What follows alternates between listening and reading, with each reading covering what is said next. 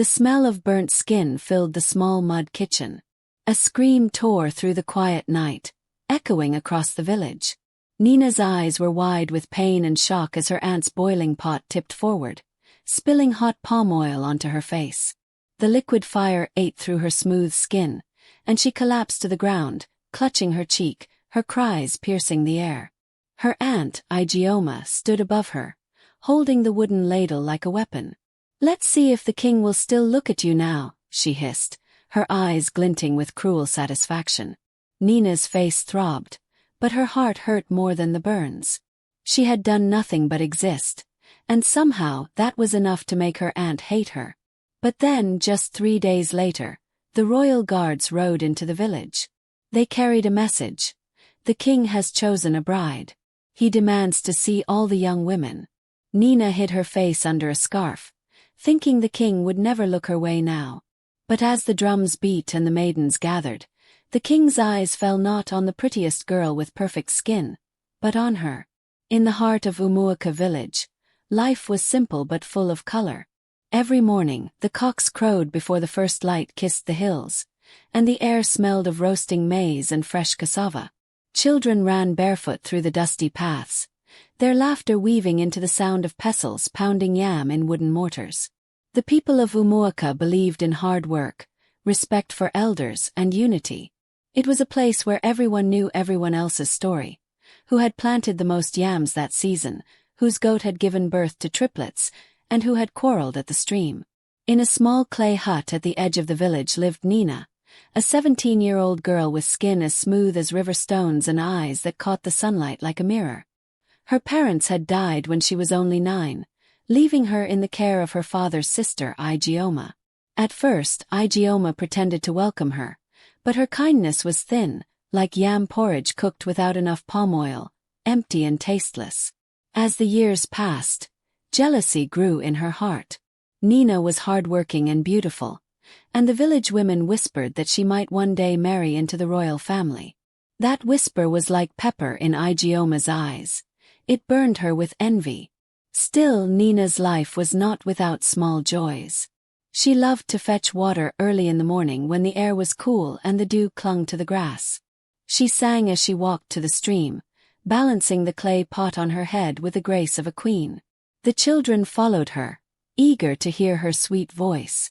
But every evening after she finished sweeping the compound, pounding yam and cooking, she would sit outside and stare at the moon, wondering what life could be beyond the village.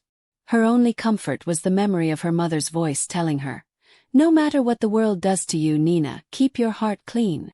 The king of Umuaka, King Obina, was a man of wisdom and courage. He ruled from a palace with tall carved pillars and roofs that shone in the sun. Rumors had begun to swirl. He was searching for a bride, not just any bride, but one whose heart was pure and whose courage could stand the weight of a crown. The news reached every corner of the kingdom, and maidens began to prepare.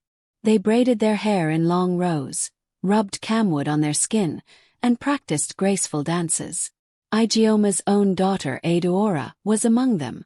She was beautiful, yes, but her beauty was like a painted calabash, fine to look at but empty inside. One cool morning, as Nina returned from the stream, she found Igioma and Eudora talking in low voices. When they noticed her, they fell silent, but Nina caught the glint of something in her aunt's eyes. Something dark.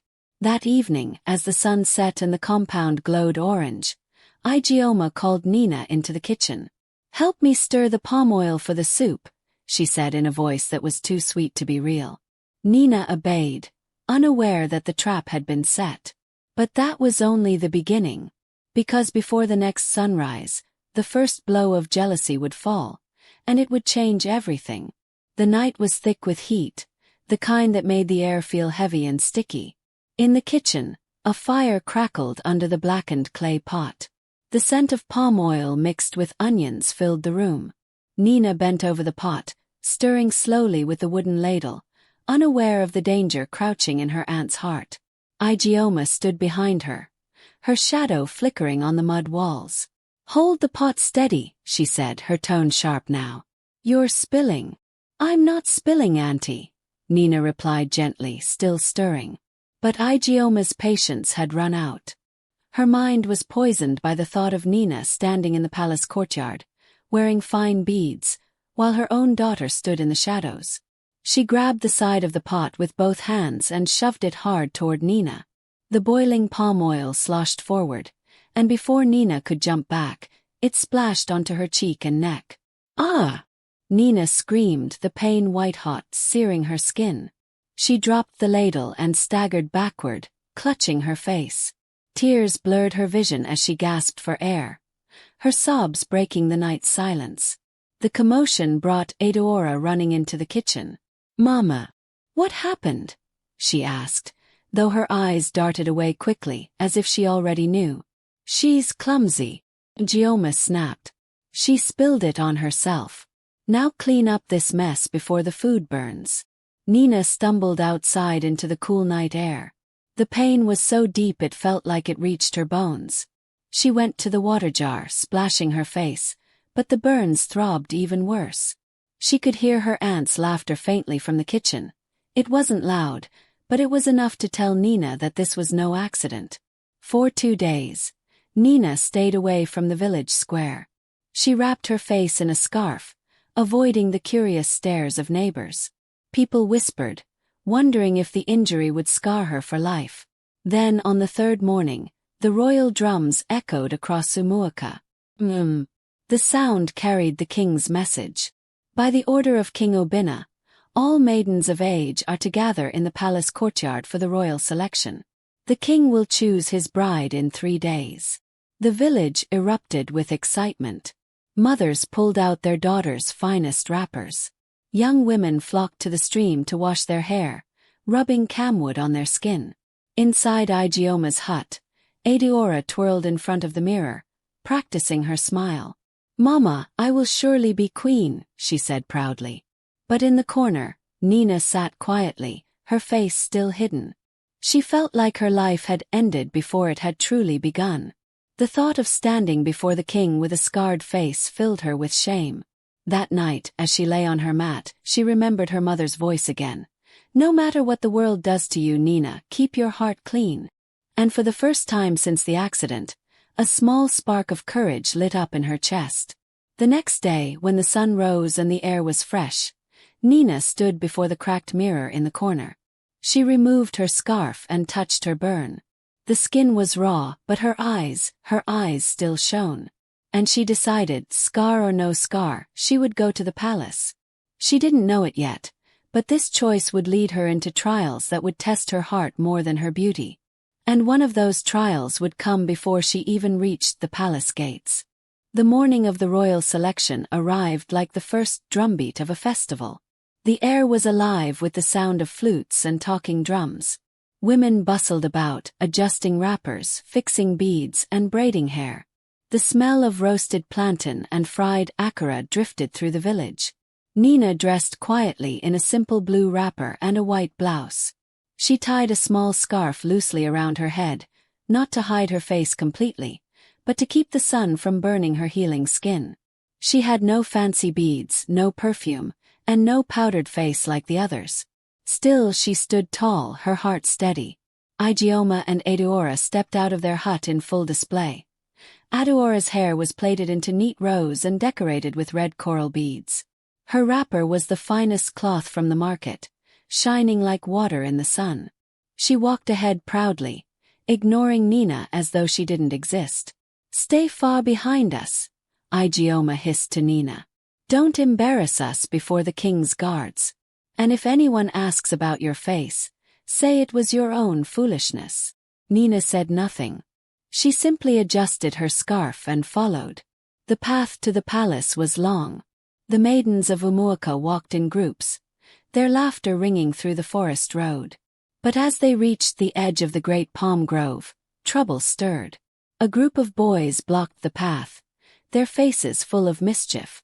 They were older, almost men, and known in the village for making sport of teasing others. "Well, well," one of them called out. "The maidens go to catch the king's eye. But what's this?" He stepped toward Nina, squinting at her scarf. "Is this one hiding something?" The others laughed. Maybe her face is too ugly for the king, one shouted. Nina kept walking, her eyes fixed on the path ahead. But the leader stepped in front of her, grabbing the edge of her scarf. In one quick move he yanked it off. Gasps rose from the other girls. The raw burn on Nina's cheek was still red and shiny. "Ah, look at that," one of the boys sneered.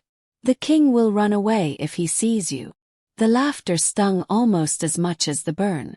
Nina's heart pounded, but she remembered her mother's words, "Keep your heart clean." So instead of crying or cursing them, she bent down, picked up her scarf and tied it back around her head. "Let's go," she told the girls walking behind her. "The king waits for no one." Her calmness silenced the boys more than any insult could have. They stepped aside, muttering to themselves.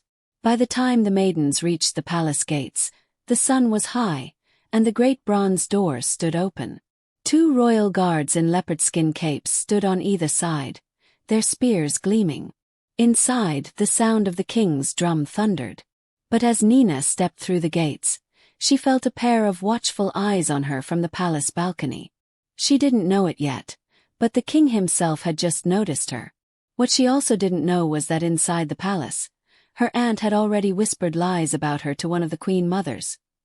Lies that could destroy her chances before she even stood before the king. The palace courtyard was like nothing Nina had ever seen. The floor was paved with smooth stones that gleamed under the sun. Carved ivory pillars held up the grand entrance, and the air was rich with the scent of burning incense. Dozens of maidens stood in neat lines, each glowing in their finest attire. They whispered among themselves, stealing glances at the high balcony where the king would appear. Nina took her place at the far end, quietly observing. She felt the weight of stares, some curious, some mocking. Her aunt, Igioma, stood with Eduora near the front, their faces shining with false sweetness. In the far corner, 3 queen mothers sat on carved stools, watching the maidens closely. These women were the king's most trusted advisors, known to have sharp eyes and sharper tongues. One of them, a tall woman with a beaded crown, leaned toward another and whispered something, her gaze fixed on Nina. What Nina didn't know was that just moments earlier, Igioma had slipped over to this queen mother, her voice dripping with fake concern. "That girl at the end. She is trouble. A stubborn orphan who doesn't respect her elders. And that burn on her face. She got it fighting with boys at the stream. She will bring shame to the palace." The queen mother nodded slowly, her eyes narrowing. The selection began with music. Drummers beat a steady rhythm as each maiden stepped forward, bowed, and introduced herself. Some danced, some sang, and others recited proverbs. The queen mothers watched carefully, noting every movement. When it was Aduora's turn, she walked gracefully to the center, her beads clinking. She bowed low, smiled sweetly, and recited a poem about beauty and royalty.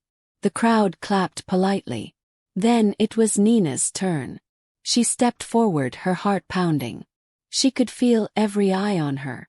The queen mother who had heard Igioma's lies stared at her with a faint frown. Nina bowed and introduced herself in a clear voice. She had no poem prepared, no dance to perform. Instead, she began to tell a short folktale, one her mother had told her before she died, about a tortoise who tried to trick the birds but ended up learning humility. Her voice was steady, and her eyes shone with sincerity. By the time she finished, the courtyard was silent. Then, slowly, a few people began to clap. The sound grew until the drummers joined in with a soft beat. But the queen mother with the frown leaned toward another and murmured, "She is clever, but cleverness can hide trouble." Before Nina could return to her place, a guard stepped forward. "The king wishes to speak with you."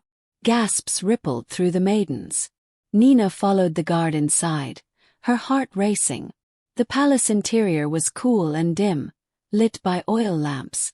At the far end of the hall sat King Obina himself, wearing a deep red robe and a crown of gold. His eyes studied her as if searching for something beyond the surface. "You are Nina, the orphan girl," he said slowly. "Tell me, if you were queen, what would be your first duty?" Nina hesitated, choosing her words carefully. To serve my people with a clean heart, even when they do not serve me in return, she replied.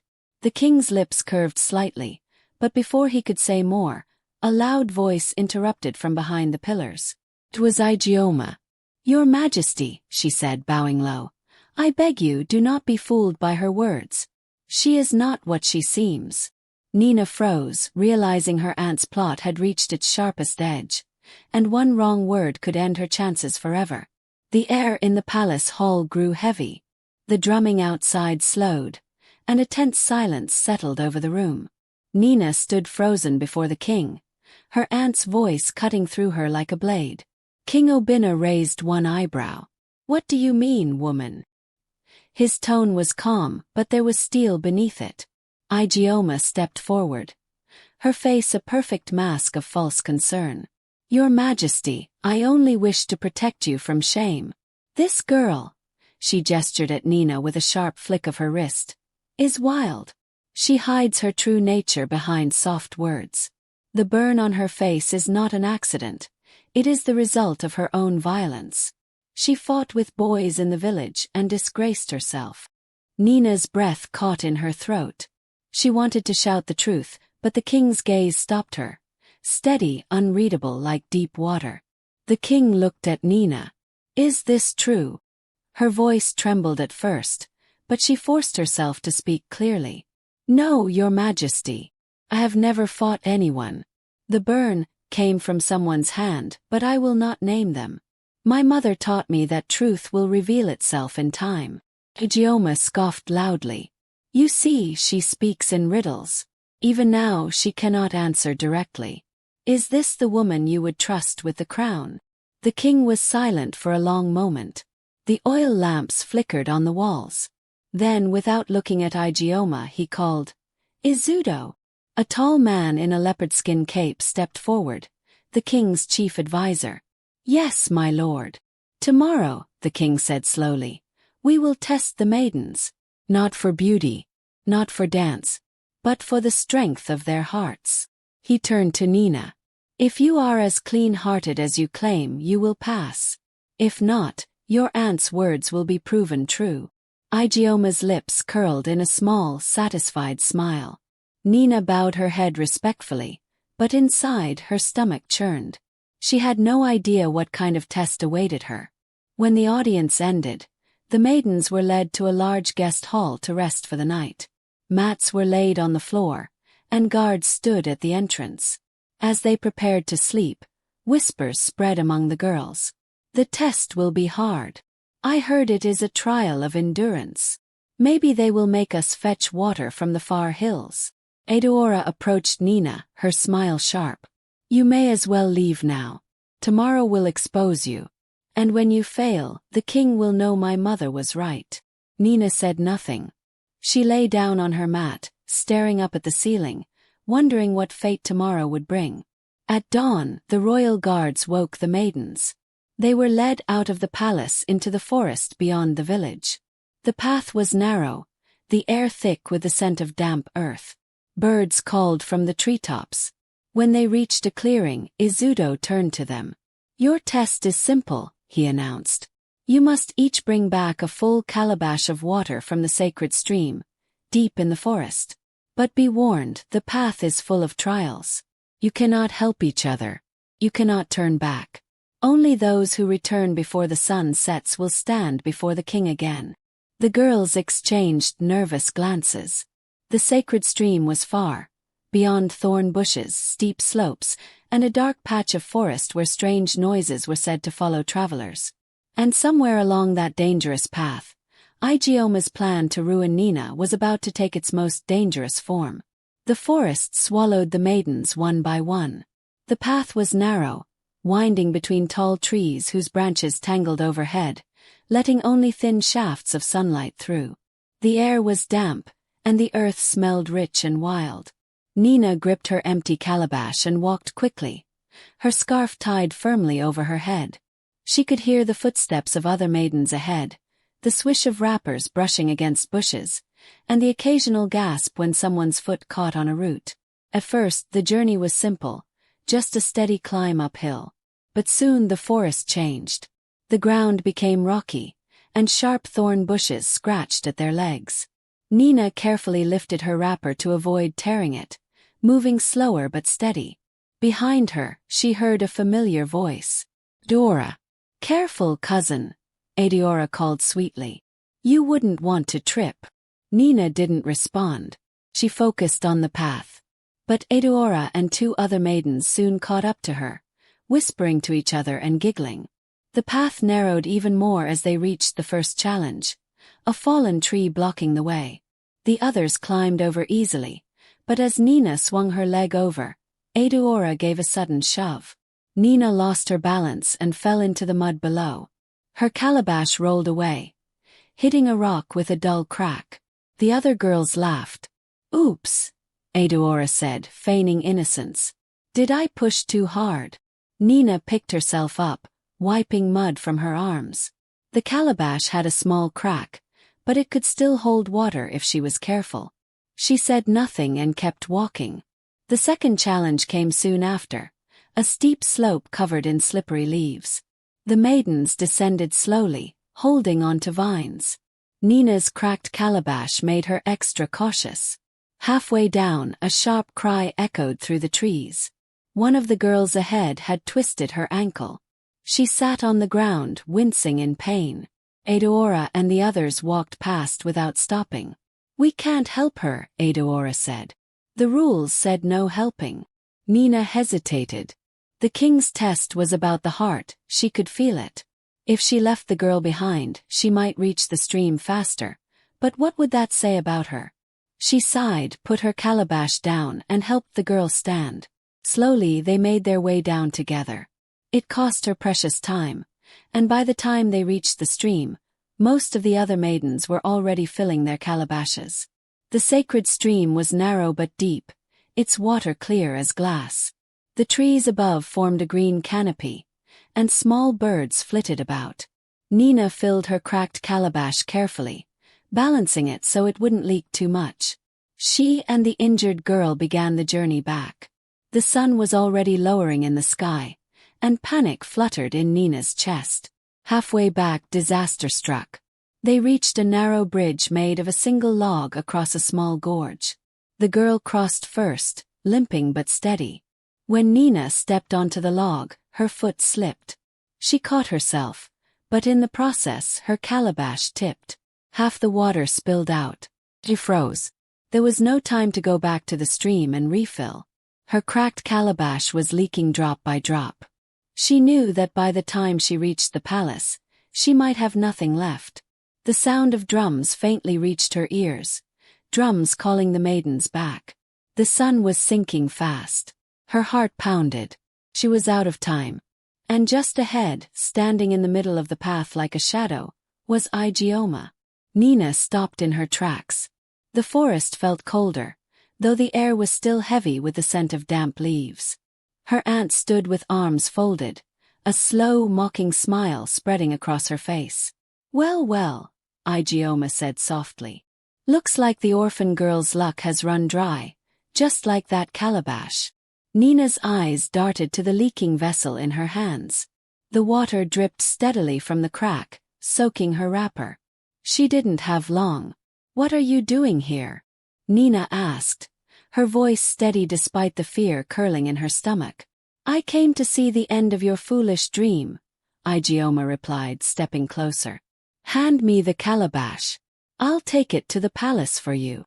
Nina shook her head. "It's my test. I'll carry it myself." Igioma's smile faded into a cold glare. "Then you'll fail. And when you do, I'll be there to tell the king I warned him." With that, she turned and vanished into the trees. Nina stood for a moment, her breath quick. The dripping had worsened, the crack had widened. She looked around desperately and spotted a large banana leaf on the ground. Dropping to her knees, she tore strips from it and wrapped them around the crack, tying them tight with a vine. It wasn't perfect, but it slowed the leak. She hurried down the path, each step careful. The drums were louder now. She could almost see the palace walls through the trees when a deep voice called from behind. "Wait, girl." She turned to see Izudo, the king's advisor, stepping out of the shadows. His face was unreadable. "Why are you so late?" he asked. "My calabash cracked," Nina explained. "And someone needed my help." Izudo studied her for a long moment. Then he pointed to her calabash. "It's not full." Her heart sank. "I know, but I did my best to save it." The advisor's expression softened slightly. "Follow me." He led her to a small side entrance of the palace, away from the crowd of maidens who had already returned. Inside, they entered the great hall where King Obina sat on his carved stool, the queen mothers on either side. One by one, the maidens presented their calabashes to the king. Most were full to the brim. Aduora stepped forward proudly, her water glistening in the sunlight streaming through the windows. When it was Nina's turn, she bowed and placed her calabash before the king. A thin line of water pooled at the bottom, barely enough to wet one's hands. Gasps rippled through the room. Aduora smirked openly. But the king did not look at the water. He looked at Nina. "Tell me why your calabash is empty." She lifted her chin. "Because I chose to help someone who could not walk, Your Majesty. And because my calabash cracked along the way. I could have left her and run ahead. But a crown is useless if the head it sits on has no compassion." The hall went silent. The king's eyes did not move from hers. Then slowly he smiled. "Rise, Nina," he said. "The test was never about water. It was about the heart. And yours is full." Igioma's face turned pale. Aduora's smile faded. The queen mother who had doubted Nina earlier now stared at her with new respect. But before the king could speak further, a messenger rushed into the hall, breathless. "Your Majesty! Trouble at the eastern border. An urgent decision must be made now." The king stood, his gaze lingering on Nina. "When I return," he said, "I will give my answer to the people." And with that, he left the hall, leaving Nina standing in the center, the weight of every eye in the palace pressing down on her.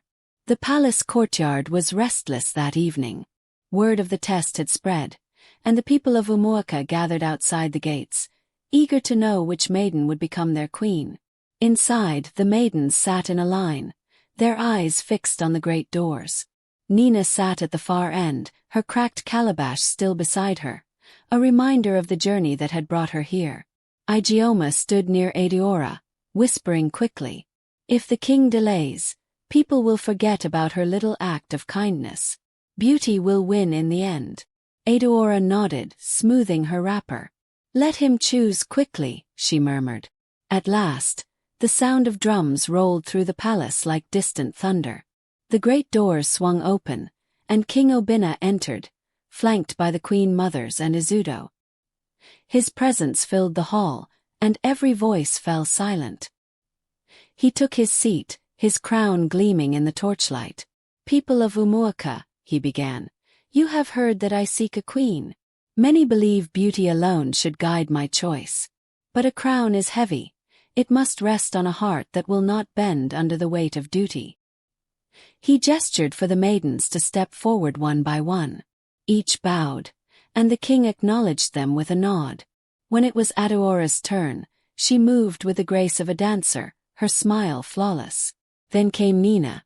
She walked slowly but proudly, her burn visible now in the torchlight. There was a murmur from the crowd outside, some pitying, some curious. The king rose from his stool. "This girl," he said, "did not bring me a full calabash, but she brought me proof that compassion is stronger than vanity. She showed kindness when she could have chosen selfishness. She carried her burden to the end, even when it was broken." He took a long pause, letting his words sink in. "And for this reason I choose Nina as my bride." Gasps and cheers erupted at once. The drums thundered, and the people outside began to sing. Aduora's eyes widened in disbelief, and Igioma's mouth hung open, her pride crumbling. Two maidens stepped forward to place royal beads on Nina's neck. But before the ceremony could continue, the king turned to Igioma. "And to you," he said, his voice hard, "I give a warning. Jealousy is a fire that burns the one who carries it. Today your lies have been exposed. Ijeoma lowered her head, unable to meet his gaze. Nina, wearing her new beads, turned to the people. A crown may sit on the head, she said softly, but it belongs to the heart. And the heart is clean only when it carries kindness. The crowd erupted in song. Children danced in the dust, women ululated, and the air was alive with celebration. That night, as the moon rose over Umuaka, Nina sat beside the king, her burn glinting faintly in the torchlight. She did not hide it. It was a mark of her journey, a reminder that true beauty shines brightest when tested by fire.